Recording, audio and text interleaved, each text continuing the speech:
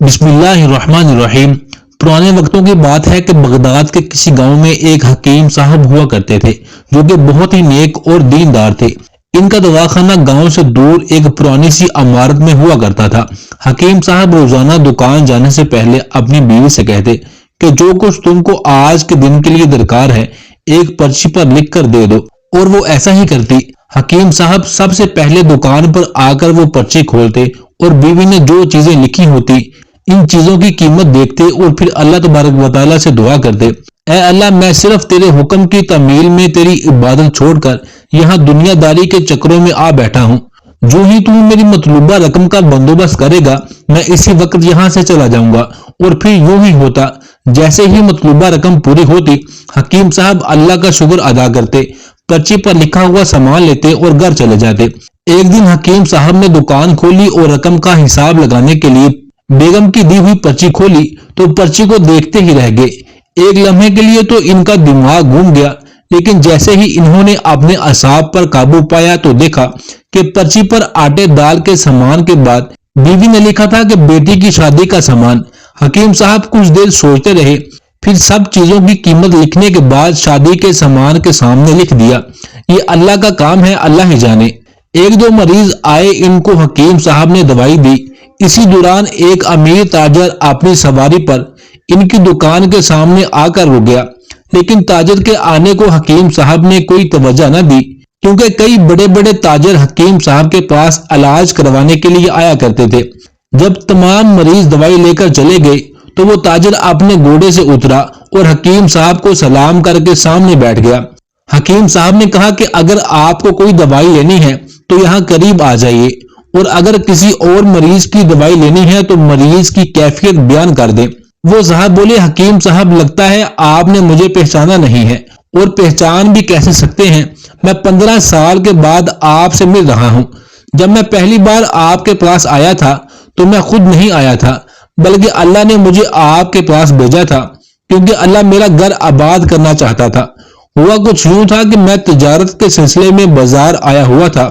شدید گرمی کی وجہ سے میں آپ کے دواخانہ کے سامنے درخت کے سائے میں تھوڑی دیر کے لیے رکا۔ آپ نے دیکھا کہ میں گھوڑے کے پاس گرمی میں کھڑا ہوں۔ آپ میرے پاس آئے اور دواخانے کی طرف اشارہ کر کے کہا کہ اندر آ کر بیٹھ جائیے۔ میں نے آپ کا شکریہ ادا کیا اور دواخانے میں آ کر بیٹھ گیا۔ ایک چھوٹی سی بچی بھی آپ کے پاس کھڑی تھی اور بار بار کہہ رہی تھی، چلے نا، مجھے بھوک لگی ہے۔ آپ کہہ رہے تھے، بیٹا تھوڑا صبر کرو، ابھی چلتے ہیں۔ میں نے کہا کہ حکیم صاحب، آپ کے بیٹے کو دیکھ کر مجھے اپنی بانجی کی یاد آ گئی، وہ بھی بالکل اسی کی عمر کی ہے۔ آپ میری بات سن کر مسکرا دیے۔ یہ سوچ کر کہ کافی دیر سے آپ کے پاس بیٹھا ہوں، مجھے آپ سے کوئی دوائی لینی چاہیے تاکہ آپ میرے بیٹھنے کو زیادہ محسوس نہ کریں۔ میں نے کہا کہ حکیم صاحب، 4 سال پہلے میری شادی ہوئی تھی، بہت ساری جگہوں سے علاج کروایا، لیکن ابھی صرف مایوسی ہے۔ تو آپ نے کہا، بھائی توبہ استغفر اللہ کرو، اللہ کی رحمت سے مایوس نہیں ہونا چاہیے۔ یاد رکھو کہ اس کے خزانے میں کسی چیز کی کمی نہیں ہے۔ اولاد، مال و اسباب، غم خوشی، زندگی اور موت اللہ کے ہاتھ میں ہے۔ کسی حکیم کے ہاتھ میں شفا نہیں ہوتی اور نہ ہی کسی دوا میں شفا ہوتی ہے۔ اگر شفا ملنی ہے تو خدا کے حکم سے ملنی ہے۔ مجھے یاد ہے آپ ساتھ ساتھ باتیں کر رہے تھے اور ساتھ ساتھ پڑیاں بناتے جا رہے تھے۔ تمام دعائیں آپ نے 2 حصوں میں تقسیم کر کے الگ الگ لفافوں میں ڈالی اور مجھ سے پوچھا کہ آپ کا نام کیا ہے۔ میں نے جواب دیا کہ میرا نام عثمان ہے۔ آپ نے ایک لفافے پر عثمان لکھا اور دوسرے لفافے پر بیگم عثمان لکھا، پھر دونوں لفافے ایک تھیلی میں ڈال کر دوائی استعمال کرنے کا طریقہ سمجھایا۔ میں نے بے دلی سے دوائی لی، کیونکہ میں تو آپ کو کچھ رقم دینا چاہتا تھا، لیکن جب دوائی لینے کے بعد میں نے آپ سے پوچھا کہ کتنے پیسے ہوئے تو آپ نے کہا کہ بس ٹھیک ہے۔ میرے زیادہ اصرار کرنے پر آپ نے کہا کہ آج کا کھاتا بند ہو گیا ہے۔ میں نے کہا کہ میں آپ کی بات نہیں سمجھا۔ اسی دوران وہاں کھڑے ایک شخص نے کہا کہ کھاتا بند ہونے کا مطلب ہے کہ حکیم صاحب نے آج کے گھریلو اخراجات کے لیے جتنی رقم اللہ سے مانگی تھی وہ اللہ نے انہیں دے دی، اب وہ مزید رقم نہیں لے سکتے۔ میں کچھ حیران ہوا اور دل ہی دل میں شرمندہ ہوا کہ میرے کتنے گھٹیا خیالات تھے، اور اس سادہ سے حکیم کا اپنے رب پر کتنا پختہ یقین ہے، اور یہ کتنا عظیم انسان ہے۔ میں نے جب گھر جا کر بیگم کو ساری بات بتائی اور دوائی دکھائی تو وہ کہنے لگی کہ وہ کوئی عام انسان نہیں بلکہ ہمارے لیے فرشتہ ہے، اور مجھے یقین ہے کہ اس کی دی ہوئی دوائی ہمارے لیے فائدہ مند ثابت ہوگی۔ حکیم صاحب، آج میں الحمدللہ 3 بچوں کا باپ ہوں۔ خدا نے آپ کو ہماری مدد کے لیے وسیلہ بنایا۔ جب بھی میں بغداد آتا ہوں میں ہمیشہ آپ کے دواخانہ پر آتا ہوں، لیکن ہمیشہ اسے بند ہی پایا۔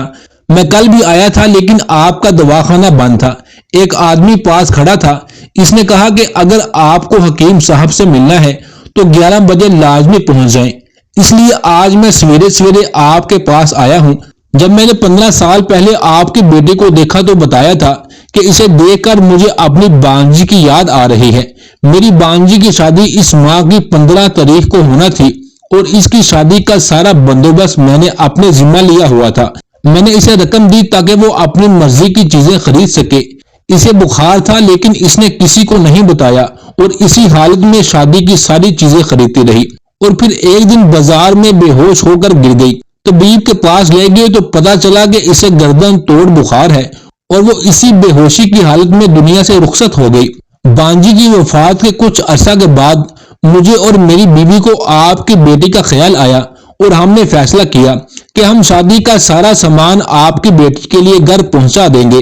اگر شادی جلدی ہوئی تو سارا انتظام خود کریں گے، اور اگر ابھی کچھ وقت ہوا تو نقد رقم پہنچا دیں گے۔ میری درخواست ہے کہ آپ ان سب چیزوں کے لیے مجھے انکار نہیں کریں گے۔ حکیم صاحب یہ سن کر بہت حیران ہوئے اور پھر بولے، عثمان صاحب آپ جو کچھ کہہ رہے ہیں مجھے تو کچھ سمجھ نہیں آ رہا۔ میں نے تو آج بیوی کے ہاتھ کی لکھی پرچی دیکھی تو گھر کے سامان کے ساتھ بیٹی کی شادی کا سامان لکھا ہوا تھا۔ آپ خود ہی دیکھ لیں پرچی پر کیا لکھا ہوا ہے۔ یہ کہہ کر حکیم صاحب نے پرچی عثمان صاحب کو تھما دی۔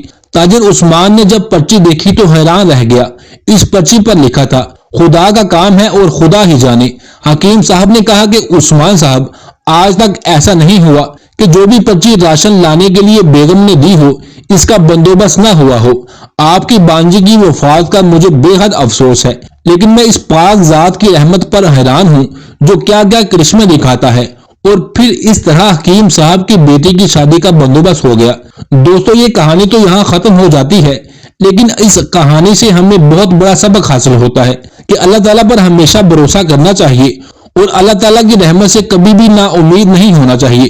دوستو، اگر آپ کو ہماری یہ ویڈیو پسند آئی تو ویڈیو کو لائک کریں، چینل کو سبسکرائب کریں اور بیل آئیکن پر ضرور کلک کریں۔ اس ویڈیو کو نا امید لوگوں کے ساتھ ضرور شیئر کریں۔ ملتے ہیں نیکسٹ ویڈیو میں، تب تک کے لیے اللہ نگہبان۔